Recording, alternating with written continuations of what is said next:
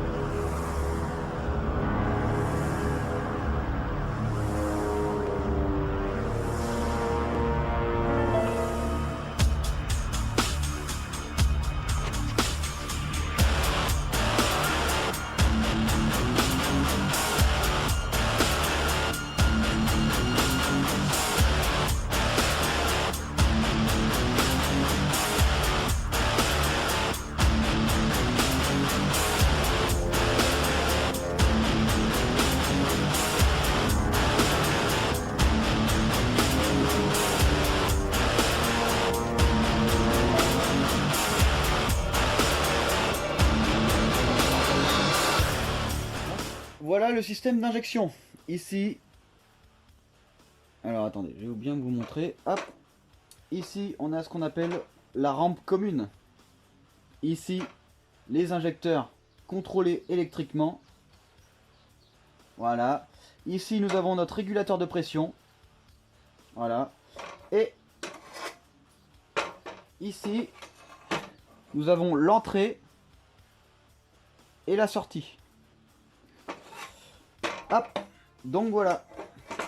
Je vais vous expliquer le fonctionnement. Donc ici, votre rampe est alimentée par l'entrée. Votre pression est régulée par le régulateur de pression. Ici. Et du coup, vos temps d'injection sont effectués par votre cartographie. Alors pourquoi ici on a ça?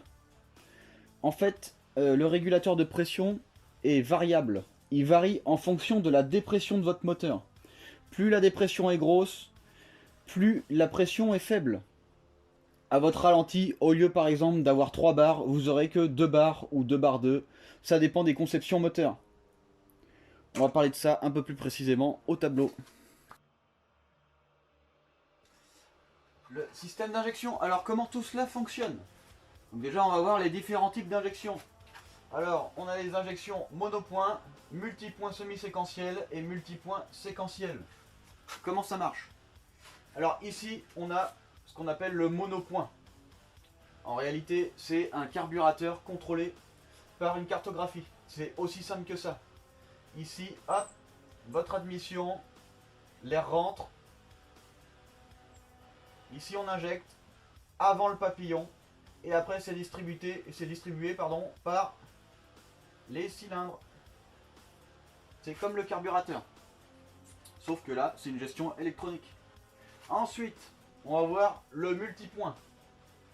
Alors, le multipoint semi-séquentiel, il fonctionne un petit peu comme l'allumage gémostatique. Deux injecteurs s'injectent en même temps. Une fois de plus, le 1 et le 4, le 3 et le 2 fonctionnent en même temps. Donc 1 et 4, 3 et 2. Ils injectent en même temps. Donc comment ça fonctionne? Ici, admettons, on est cylindre 2. Et ici, on est cylindre 3. Ici, on est en phase d'admission. Ici, on est en phase d'explosion. Voilà. Donc, ils sont en même temps, au même endroit. Sauf qu'ils ne font pas la même chose. Ici, on vient admettre. Donc ici, on a un temps d'injection. Donc ici, hop, notre rampe est alimentée, notre injecteur est alimenté, il vient injecter dans ce cylindre. Sauf que vu qu'on est en semi-séquentiel, ici, le cylindre 3 vient aussi être injecté, même si on n'est pas en phase d'admission.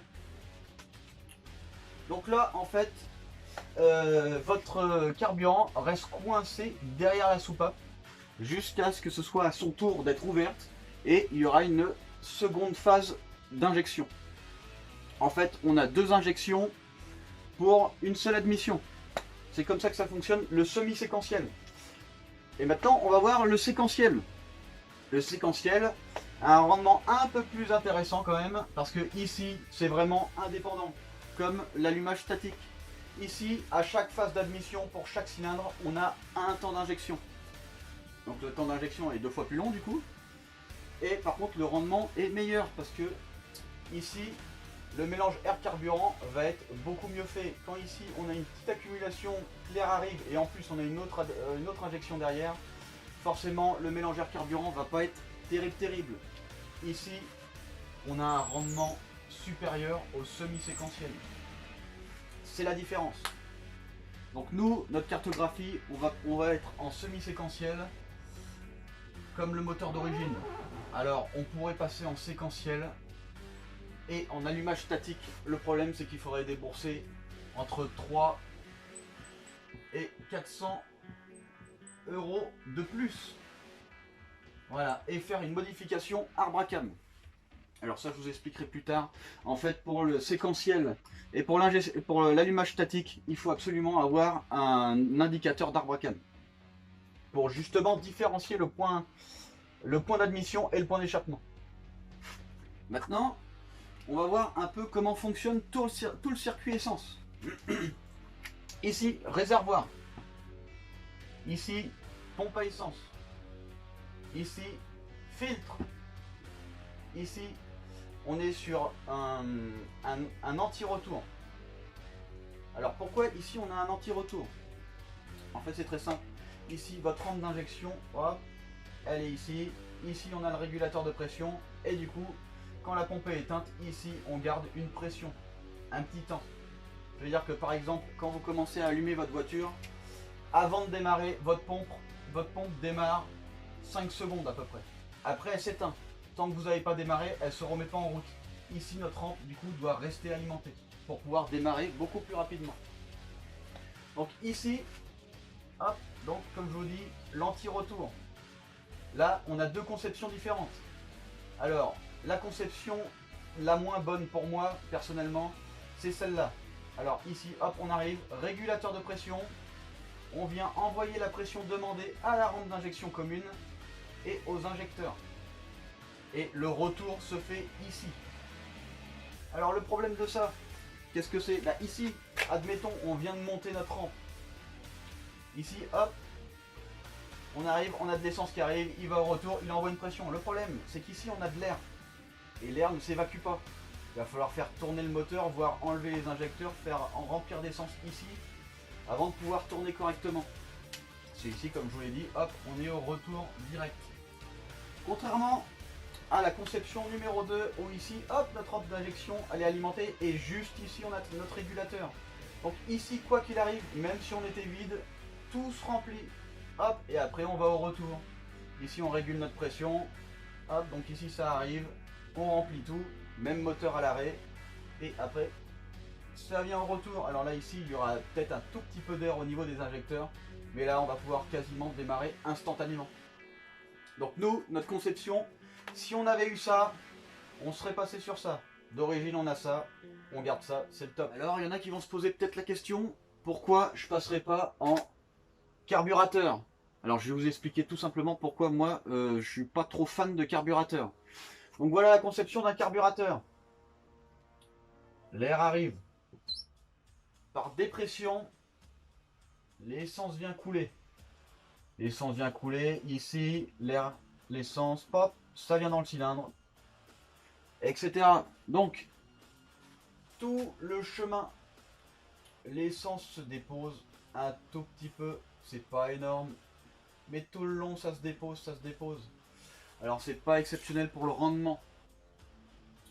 Alors que ici, quand on est en injection, on a l'air qui arrive, pop, ici, en plus de ça, on a une pression, donc le mélange se fait instantanément, quasiment dans la chambre. Quasiment dedans. Donc pour moi le mélange est meilleur niveau injection par rapport au carburateur. Alors oui c'est sûr on peut atteindre les mêmes valeurs niveau performance. Par contre les rendements sont pas du tout de la même chose. C'est pas du tout pareil. Chose de plus, injection. L'injection va varier selon la température d'air, selon la pression de l'air, selon la température moteur. Plein d'autres choses encore. Alors que ici votre carburateur, il va varier uniquement par rapport à la dépression. Donc forcément ici on va avoir un rendement meilleur, un mélange meilleur.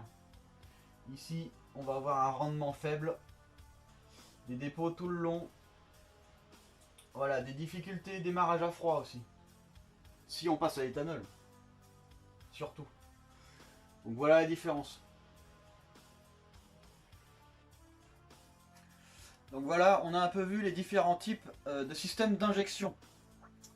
Alors, on a aussi vu pourquoi les carburateurs, j'étais pas trop fan. C'est surtout leur rendement. Donc voilà.